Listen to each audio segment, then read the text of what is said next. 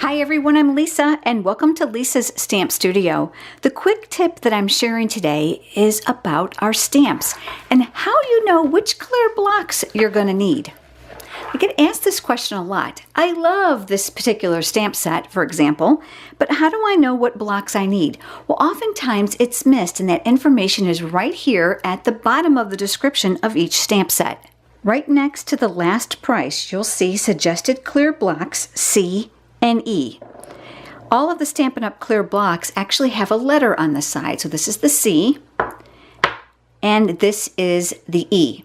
These two clear blocks are what's needed in order to use this stamp set. There's a selection of clear blocks in the Stampin' Up! Catalog on page 206.